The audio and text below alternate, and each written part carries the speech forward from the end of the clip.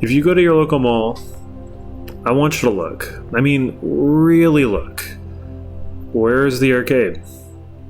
Did it vanish? Did it just poof out of nowhere?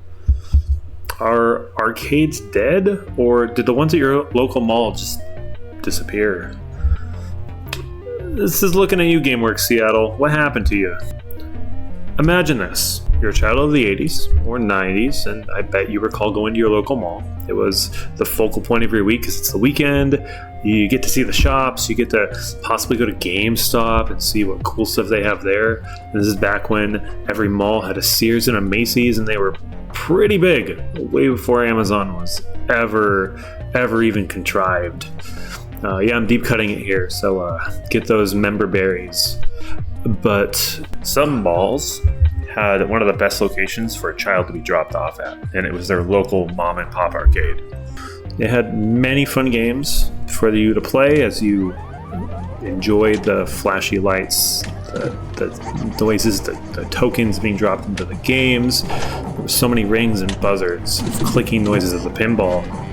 And if you were any child of the 90s, it just appealed to you. There was new stuff there you could never see. I mean, who wouldn't want to go to one of these things? It's where the cool kids went. You saw teenagers. You would see teenagers hanging out there, and you would want to be one.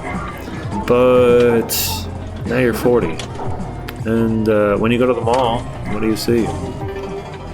Not the local arcade, not your local till, not your local arcade haven. The only thing that resembles a quarter slot is one for the soda machines, and sometimes they don't even work. Or you might see some random arcade games scattered around your mall as if a sample of those times from your childhood. So, what happened? Was it a lack of interest? COVID? Like, do kids not like arcade games anymore? Well, arcades didn't die, but they changed.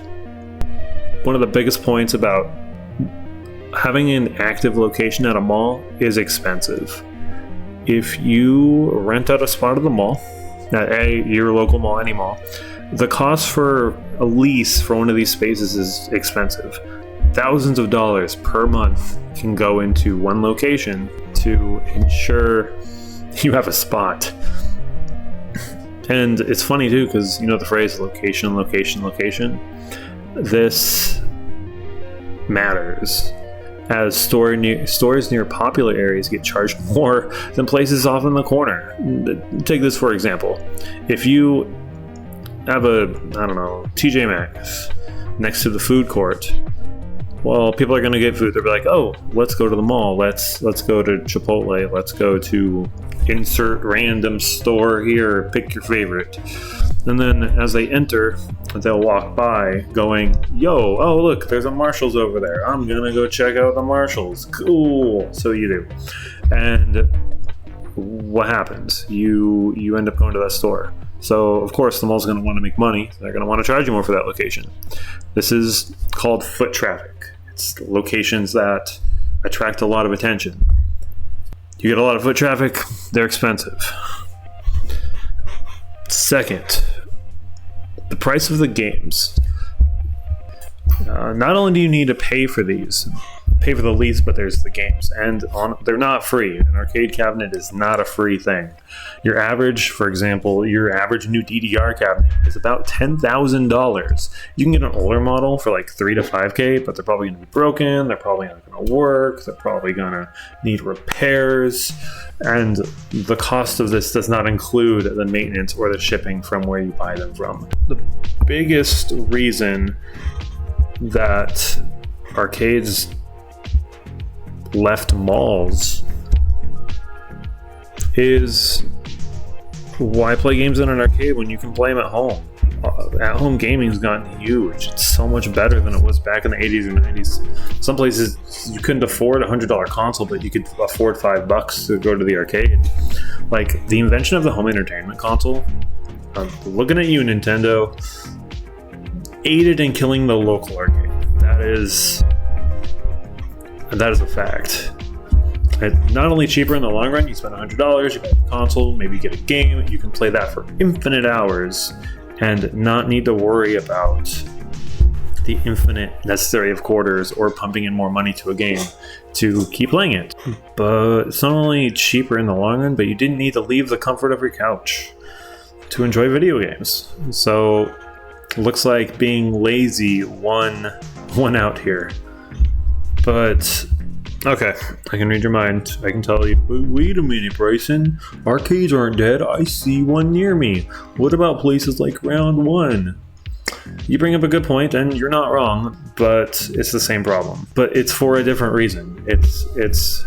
They have a high cost because most of these places don't take up a single store.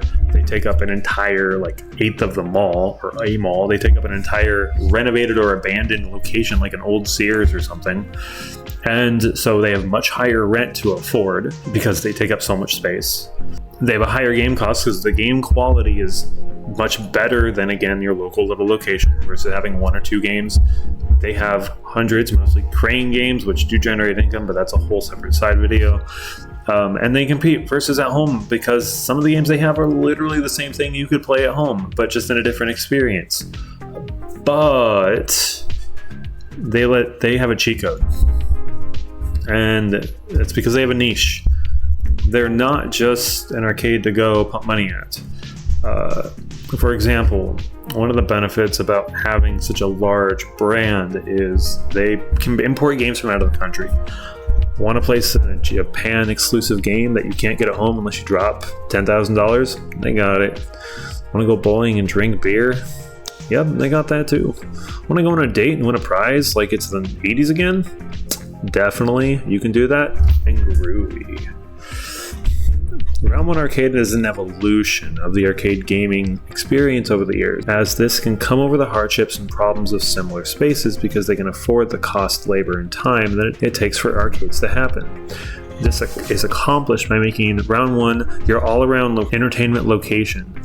And it's not just with games, it's with everything else they offer. Bowling, karaoke, plushie prizes, stuff that you can get lucky and win a $30 plush for $5. It's pretty rad and look really cool doing it. And what's funny is everything they offer it's gaming, but just to a broader audience.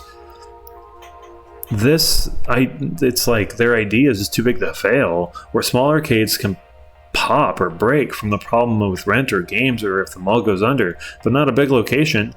If the local mall closes, Round 1 can still just renovate and rent that area and just be its own location. They have no ties to the flow of a location with shopping center. It's just an added bonus that it's an extra activity for you to do while you're at the mall, maybe after finishing your movie. So if you see one at your local mall, they're there as it helps them with everything mentioned before. They still have the same problems, but by being there, it doesn't matter.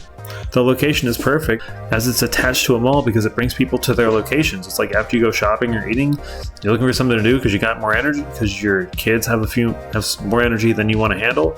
Take them to Round 1, burn them out. Then they fall asleep on the car ride home. Cost for this is safe as they can override the costs because of their size. And lastly, again, it's their niche. They have things you can't find anywhere unless it's a Round 1. They had dollar pints for a while, but stupid COVID making them go away because of the best things they offered. Most locations also are open after hours. The mall closes at night, so it's like, hey, look, the mall closes. What do you want to do? Let's go play games because we don't want to go home yet. After stuff finishes, even employees will be like, I had a rough day at work. I'm gonna go hang out at this gaming place and just enjoy myself. So, asking the question, are mall arcades dead? It's a mixed answer, yes and no. The smaller ones that have been recreated or mentioned from the 1980s and 90s, those in this time frame can't exist, as inflation of games, you have cost of rent, and you just have the not desire to play these things unless you're a really small little kiosk booth, 2 games of virtual reality, because it's kind of a niche. But the larger scale, Round 1 as itself, they can push through even a global pandemic because of their size and their ability to import rare exotic games and items that drive people to want to be there. So, are mall arcades dead? No, just more like an evolution. So, if you get the chance and you're still missing that craving of, oh man, I wanna go reminisce about my 80s or 90s period when I was a teenager or a young adult and having fun.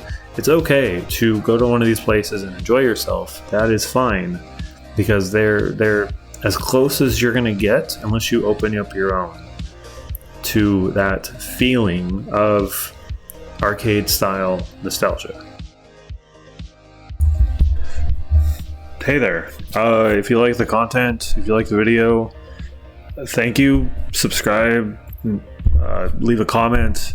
The feedback in general is always positive, as it gives me more motivation to make stuff, and just lets me know that you're enjoying the content. I appreciate you, and I'll see you next time. Bye.